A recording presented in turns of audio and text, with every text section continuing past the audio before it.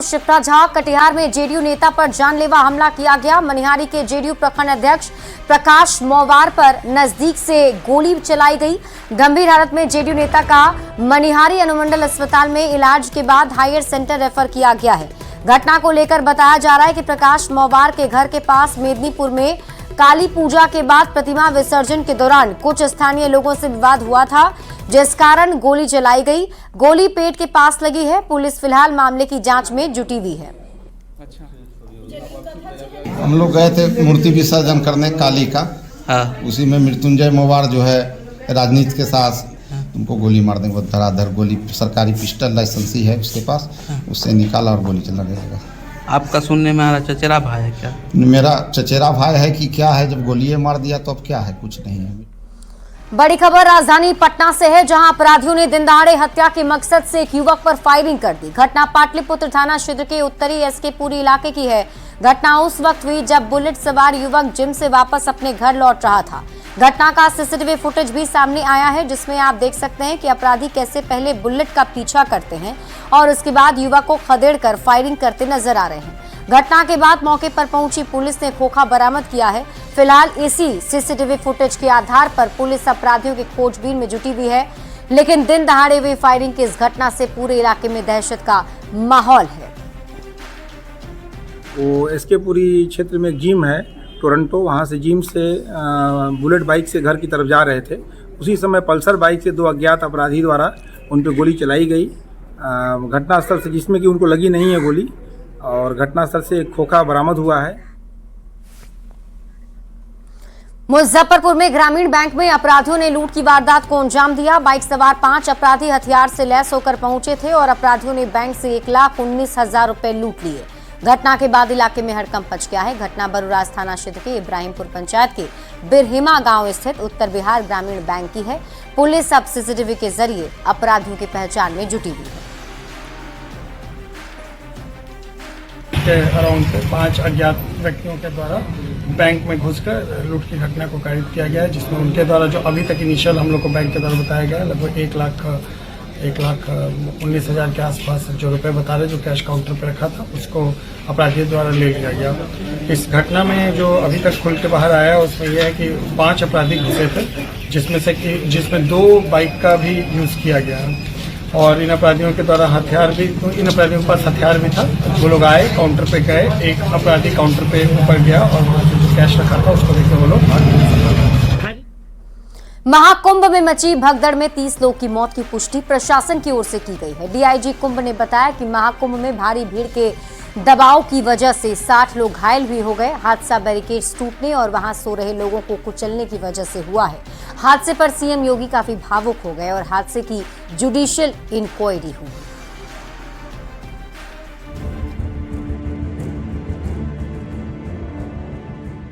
महाकुंभ में संगम तट पर मची भगदड़ में 30 लोगों की मौत हुई है। हादसे में 60 लोग घायल हुए हैं, जिनका कुंभ क्षेत्र के सेक्टर 2 में बने अस्पताल में इलाज चल रहा है। हादसे पर डीआईजी कुंभ और मेला अधिकारी ने प्रेस कॉन्फ्रेंस कर जानकारी दी। दुर्भाग्यपूर्ण तरीके से 30 श्रद्धालुओं की दुखद मृत्यु हो गई है। इनमें से 25 की पहचान हो चुकी है और शेष की शिनाख्त की जानी बाकी है। महाकुंभ में रात 1 से 2 बजे के बीच भगदड़ हुई थी। डीआईजी कुंभ ने बताया कि 30 मृतकों में से 25 की पहचान कर ली गई है। इसमें 4 लोग कर्नाटक के और एक श्रद्धालु गुजरात का रहने वाला था। बाकी 5 लोगों की पहचान की जा रही है। हादसे में घायल हुए लोगों की जानकारी के लिए हेल्पलाइन नंबर 1920 जारी कर दिया गया है। प्रधानमंत्री नरेंद्र मोदी ने कुंभ हादसे को लेकर अपनी संवेदना जताई है। कुंभ में जो दुखद हादसा हुआ है, प्रभावित परिवारों के प्रति संवेदना व्यक्त करता हूं और घायलों के जल्द स्वस्थ होने की कामना करता हूं। उत्तर प्रदेश के मुख्यमंत्री योगी आदित्यनाथ के साथ ही संतों ने भी श्रद्धालुओं से अपील की है कि जो जहां है वहीं पास के घाट पर स्नान करें, शिविर से बाहर ना निकले, अपनी और एक दूसरे की सुरक्षा का ध्यान रखें, अफवाहों से बचें। Bureau report, news 18।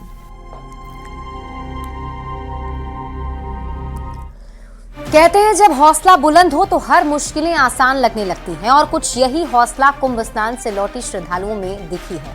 Patna junction पर राहत की सांस दे रही बुजुर्ग महिलाओं की टोली मौत को मात देकर काफी सुकून महसूस कर रही थी। चंद्रमुखी देवी, विंध्यवासिनी देवी और बच्ची देवी तीनों 80 बसंत पार कर चुकी महिलाएं हादसे की प्रत्यक्षदर्शी रहीं, जिन्होंने भगदड़ के बीच अपनी जान बचाई और सुरक्षित पटना पहुंची हैं।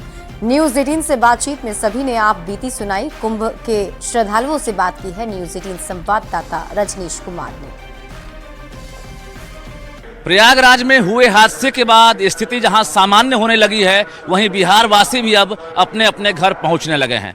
पटना जंक्शन की ये तस्वीर है, जहां पर एक तरफ बड़ी संख्या में जो महिलाएं हैं वो अब प्रयागराज जाने के लिए ट्रेन के इंतजार में हैं, तो दूसरी तरफ कई ऐसी महिलाएं हैं जो चश्मदीद हैं।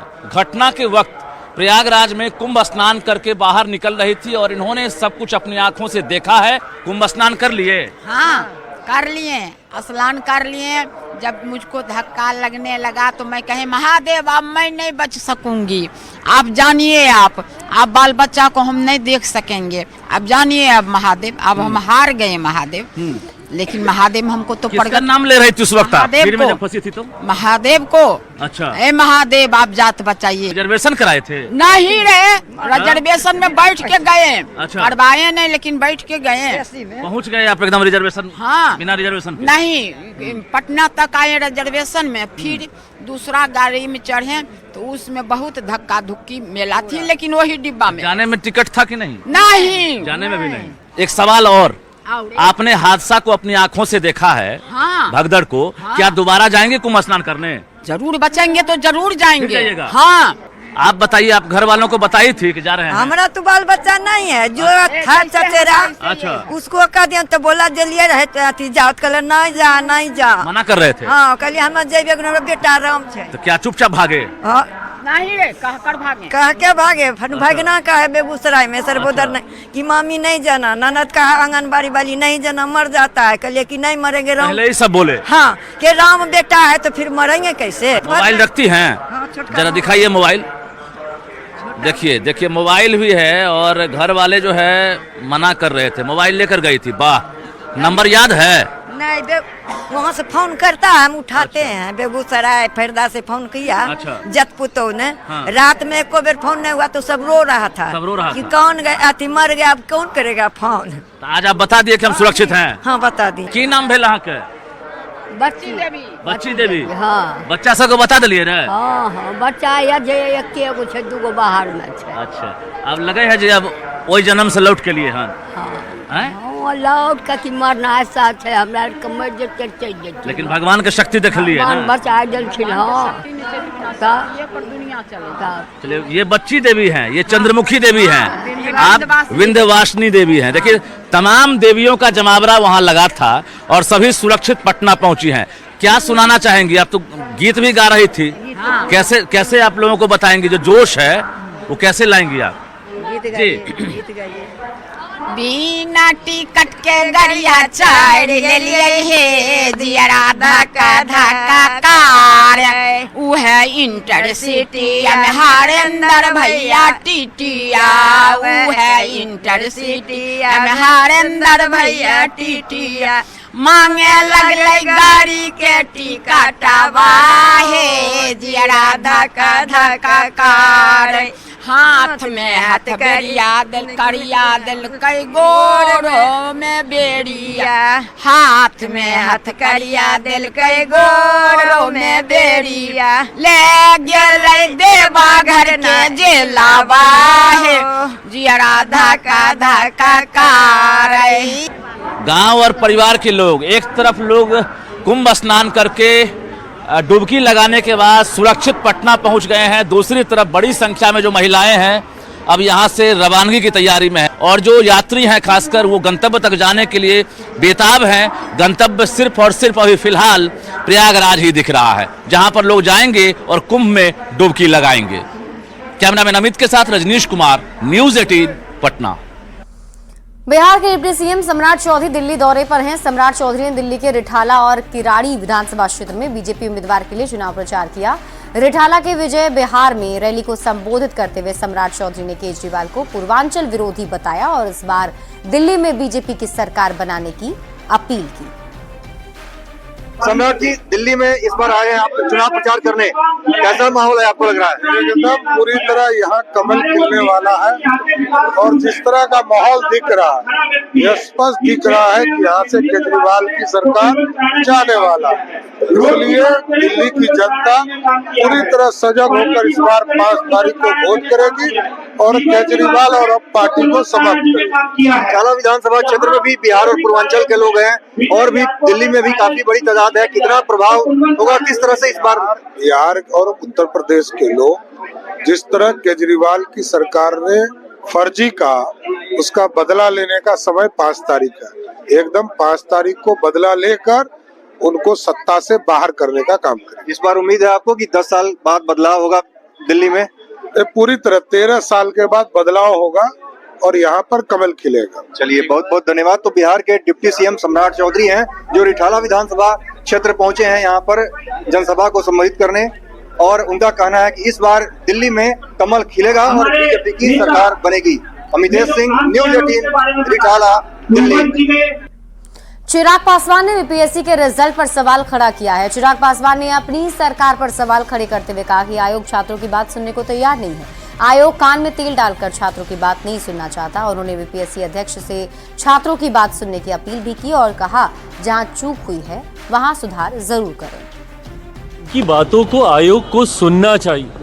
जो आयोग कान में तेल डालकर छात्रों की बात को सुनने तक के लिए तैयार नहीं है, मैं बल्कि आयोग उनके तमाम सदस्यों से, उनके अध्यक्ष से मैं आग्रह करूंगा कि सुनिए बच्चों की मांग को और मानिए कि कहीं ना कहीं अगर आपसे भूल हुई है, कहीं ना कहीं अगर आपसे चूक हुई है, उसको सुधारने का काम कीजिए। भैया ये बीपीएससी का एग्जाम है। भोजपुरी के पावर स्टार पवन सिंह की पत्नी ज्योति सिंह महाकुंभ स्नान के लिए प्रयागराज जाएंगी। डेहरी में ज्योति सिंह ने कहा कि हिंदू धर्म मानने वाले लोगों को महाकुंभ स्नान के लिए प्रयागराज जाना चाहिए, वो भी प्रयागराज के संगम में डुबकी लगाएंगी। आपको बता दें कि इन दिनों ज्योति सिंह लगातार काराकाट तथा डेहरी इलाके का दौरा कर रही हैं। ज्योति सिंह इस बार विधानसभा चुनाव लड़ सकती हैं, ऐसे कयास लगाए जा रहे हैं कि वो एनडीए के साथ जा सकती हैं। क्या आप प्रयागराज महाकुंभ में जाएंगी? जी बिल्कुल, बिल्कुल। और मैं सबको बोलूँगी कि जाना चाहिए, क्योंकि हम अपने हिंदूइज्म को बढ़ाएंगे उससे, और सबको जाना चाहिए। दानापुर रेलवे स्टेशन के पश्चिमी छोर पर मॉक ड्रिल किया गया। ट्रेन के बेपटरी होने के बाद यात्रियों को बचाने के लिए मॉक ड्रिल किया गया। मॉक ड्रिल में अग्निशमन दल, एसडीआरएफ, एनडीआरएफ, रेलवे की आपातकालीन टीम और चिकित्सकों की टीम ने भाग लिया। सभी टीम मौके पर जल्द पहुंची और सही टाइम पे अपना प्रदर्शन किया। अग्निशमन दल ने आग बुझाने का प्रदर्शन किया, जबकि एसडीआरएफ और एनडीआरएफ की टीमों ने घायलों को सुरक्षित स्थान पर पहुंचाया। चिकित्सा टीमों ने घायलों को प्राथमिक उपचार प्रदान किया और गंभीर रूप से घायल व्यक्तियों को नजदीकी अस्पताल में भेजा। मॉक ड्रिल में दानापुर मंडल के एसडीआरएफ समेत अन्य अधिकारी ने राहत और बचाव कार्य में जुटे दिखे। मॉक ड्रिल का मकसद आपातकालीन स्थिति में त्वरित और प्रभावी रिस्पांस सुनिश्चित करना था।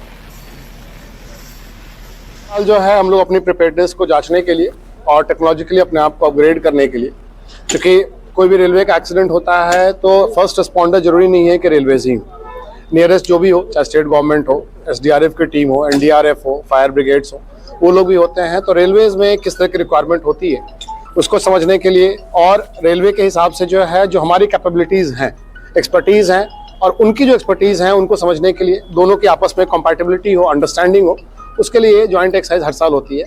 इस बार भी हम लोगों ने एक्सरसाइज किया है। गया में एक एम्बुलेंस में तैनात टेक्नीशियन को पीट कर लोगों ने मार डाला। नीमचक थब्बथानी थाना क्षेत्र में एक गर्भवती महिला को लाने पहुंची एम्बुलेंस पर तैनात टेक्नीशियन कुंदन कुमार को ग्रामीणों ने पीट कर अधमरा कर दिया था। इलाज के दौरान टेक्नीशियन की मौत हो गई, जिसके बाद 102 एम्बुलेंस चालक और एम्बुलेंस पर तैनात रहने वाले टेक्नीशियन ने शव को समाहरणालय के गेट पर रखकर जमकर हंगामा किया। आरोपियों की जल्द गिरफ्तारी की मांग की जा रही है। स्टाफ को उतर के देखा तक नहीं, मरीज को आरएफ नहीं लगा है, उसको डिलीवरी हो गया नीमचक बथानी में, कहीं से कोई दिक्कत नहीं है। और हमारा कर्मी शहीद कुंदन कुमार को लाठी डंडा पत्थर से चूर चूर करके बेरहमी तरीका से मारा गया है। इसको हम लोग बर्दाश्त नहीं करेंगे। गांव के परिजन, वहाँ के आशा, ग्रामीण जनता वहाँ के, और आशा मरीज का परिजन, सब लोग पीट मरीज अभी FIR किए। स्थानीय अनुमंडल का एक मामला था जिसमें एक ये था कि एम्बुलेंस चालक और उनके साथ में जो कंपाउंडर होते हैं वो लोग गए थे एक गर्भवती महिला के लिए, उनके आशा कार्यकर्ता ने उनको फ़ोन किया था उसके लिए, तो साथ में गए थे। वहाँ पर बताया गया है, उनके द्वारा बताया गया और प्राथमिकी भी दर्ज शायद बताया गया उसके रिगार्डिंग कि वहाँ पर स्थानीय लोगों ने उसको पीट के वहाँ पर उनकी मृत्यु हो गई है।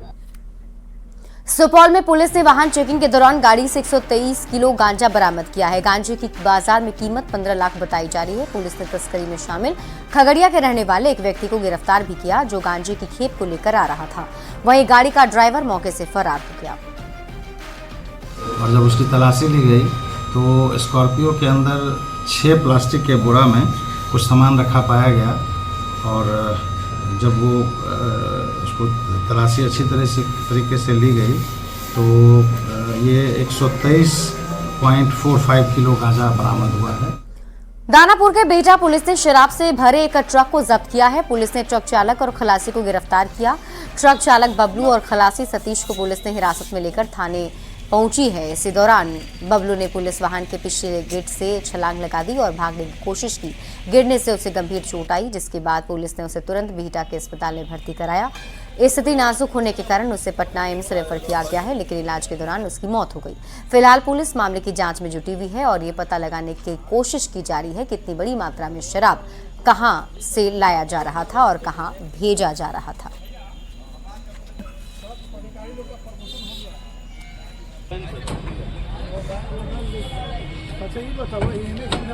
ट्रक का चालक था जिसका नाम बबलू कुमार है, वह गाड़ी से कूद गया, भागने की कोशिश कर रहा था, गाड़ी से कूद गया जिससे उसको चोटें लग गई। तुरंत उसको ESSC हॉस्पिटल में वहीं पर में एडमिट कराया गया।